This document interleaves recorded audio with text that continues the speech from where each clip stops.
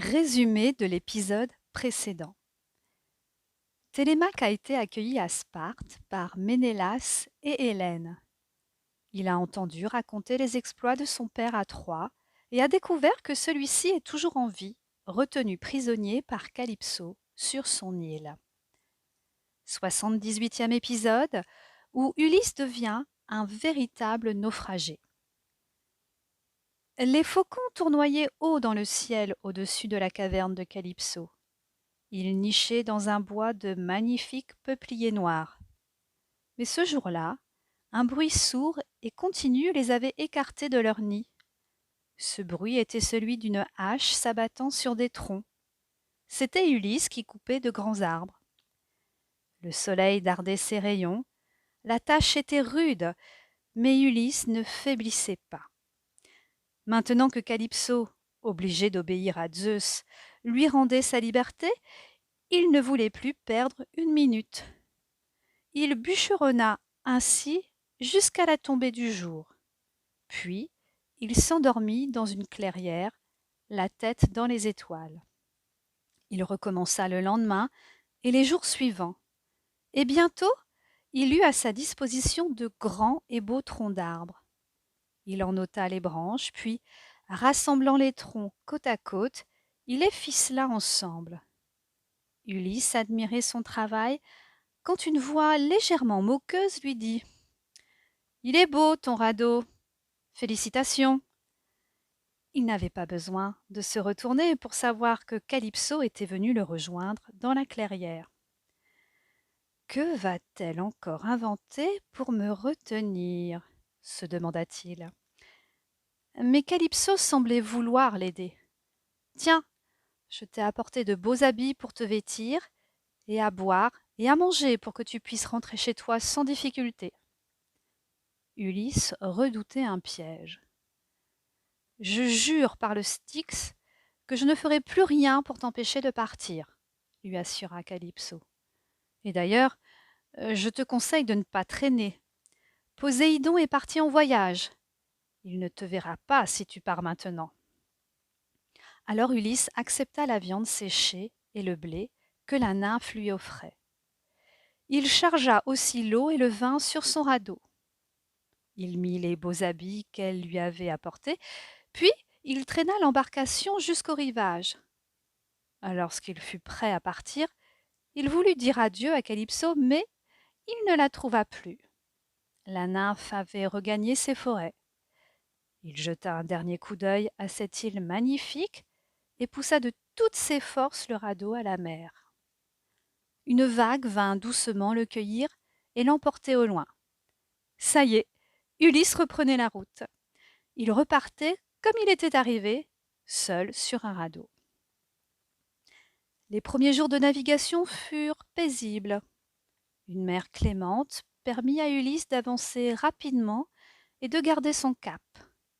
Il était si joyeux qu'il ne cessait d'interpréter à tue-tête des chants de son île, des chants venus de son enfance, des chants que sa mère lui avait appris et qu'elle tenait elle-même de sa mère. Mais Poséidon rentrait déjà de voyage. Il entendit soudain le chant du marin perdu. Le dieu de la mer fronça les sourcils. Ça, par exemple, c'est encore ce maudit Ulysse, celui qui a rendu mon fils aveugle? La colère de Poséidon fut immédiate. Il envoya une énorme vague frapper de plein fouet le radeau d'Ulysse. La vague renversa la frêle embarcation. Sans avoir le temps de réagir, le roi d'Ithaque se trouva englouti par les flots. Il se débattit pour remonter à la surface, mais le beau manteau que Calypso lui avait offert se gorgea d'eau et devint si lourd qu'il l'entraîna au fond de l'océan. Ulysse suffoquait. Lui qui nageait si bien ne parvenait pas à bouger les bras. En un geste désespéré, il réussit à se débarrasser de ses vêtements et put ainsi refaire surface. Il était temps. Il manquait d'air. Ses poumons allaient éclater. Il se jeta à la poursuite de son radeau et, épuisé, s'agrippa au tronc d'arbre. Cette fois, je ne m'en sortirai pas, se dit-il. Quelle triste fin! Nu, seul, perdu au milieu de l'océan. Quelques heures plus tard, alors que ses bras engourdis menaçaient de lâcher prise, le naufragé vit une mouette se poser tout près de lui. L'oiseau tenait dans son bec un bout de tissu blanc. Ulysse tendit la main. La mouette s'approcha pour qu'il puisse saisir le tissu. Dès qu'il l'eut attrapé, elle s'envola. « Merci, déesse !» cria Ulysse, qui pensait avoir reçu l'aide d'Athéna, sa protectrice. Il ne se trompait pas, car la déesse, comme tous les dieux, pouvait être partout en même temps. À peine avait-il attrapé le tissu qu'une vague plus forte que les autres brisa en morceaux son pauvre radeau.